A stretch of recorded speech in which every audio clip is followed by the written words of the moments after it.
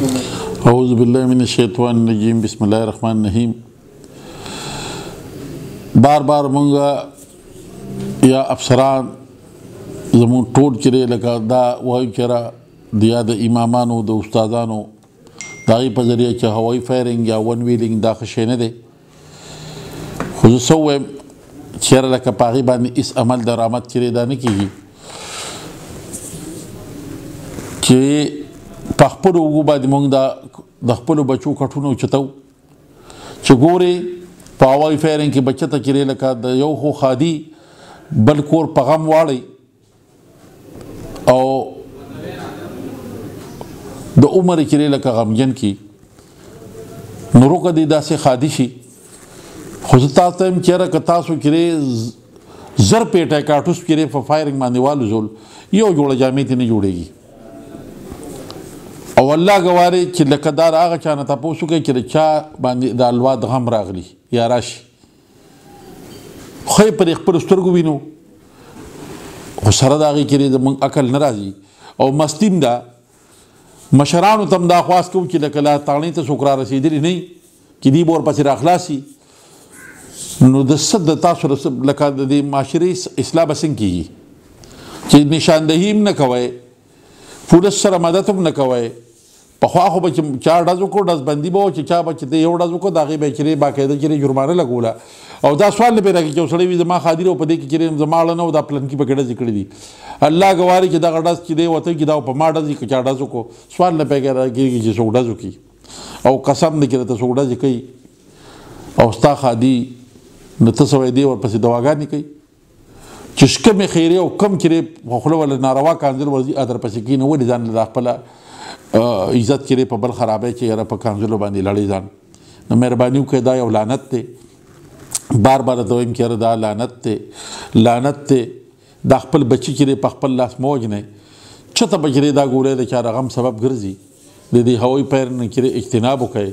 او موږ دا تړه کړې ده چې کوم ځای کې موږ په هوایي فایرنګ کې څوک ونیول نو خدای شته او تل به چې لکه ضمانت خو وړه خبره ده چې هغه سره به موږ قانوني تقاضې برابرو او د واده خاوند به پکې ورسره ملوث ځکه کوي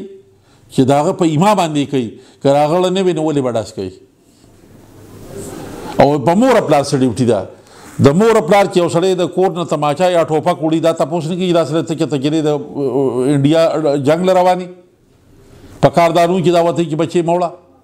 مور یې پې هم خوشحالېږي پلار یې پې هم هوایي فایرنګ شو یا ون ویلینګ شو د دې نه لږ اجتناب وکړئ.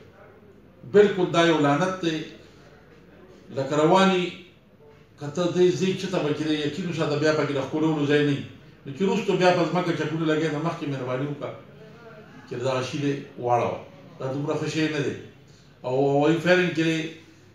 دې کې چې د چا خادی که هغه پیدند او که وادی نو زموږ د افسرانو آر پي او صاحب ډي پي او صاحب د هغې دا حکم دی چې هغې له مخکې نوټس یې مونږ ته معلوم دي نوټس یې به ورته ورکوو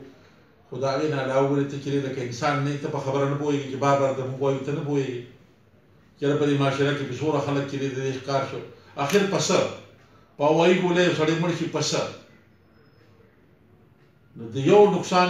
ازاله بیا نه پوره کېږي. نو مهرباني وکړئ د دې شي نه چېرې واوړئ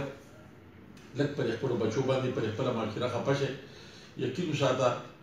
چې دا ژوند دا ډېر مختصر دی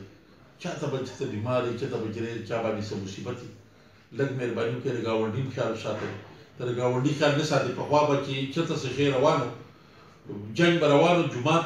په تقریبا پرلانګ دوه پرلانګه ځای به پاتې وي د الله کور دی اوس پکې نه د الله کور شته نه پکې د ګاونډي خیال شته نه پکې د مریض شته نه پکې د مړي شته او بس یو غرب دی راښکړي او دې کې زیات تر ګناهګار چې دی دا د مور پلار ګڼم چې مور پلار چې دی دا هغې چېرې لږ د خپلو بچو اصلاحي کړي چې هغې ورته دومره نصیحت کوي. بار بار یو سړي یو معصوم تپوس سکول کې استاد کوي چې ته به څه جوړېږي ته به څه جوړېږي یو معصوم وایي زه به پکې صحابي جوړېږم نو صحابي چېرته جوړېدلی شي هغه نه بیا تپوس وکړي چېرې دا جواب هغه ته به مور د صحابو هره شپه چېرې لکه هغه واقعات بیانول د هغه په ذهن کې دغه صحابي زه تا ته وایم چې یاره د مور پلار هم څه ډیوټي شته که نه که صرف ما ته ښکاري دا موبایل ډیوټي ده لوکوټي مهرباني وکړئ د بل بچو سره لږ چېرې ته کتاب بچې ډس ښه شی نه دی تیز رفتاري ښه شی نه دی ولویري ښه شی نه دی د مشر د کشر ادب ورته وښیه د مشر د کشر ادب دې ورته نه دی ښولی وخت یې ولم نه دی ورکړی چې لږ رازلمي شي د بیا راځي تاڼي ته راپورټ ته یاره چې دې خو ډېر تنګ کړی ما یاره چې ډېر نافرمانه دی یاره چې دا شی دی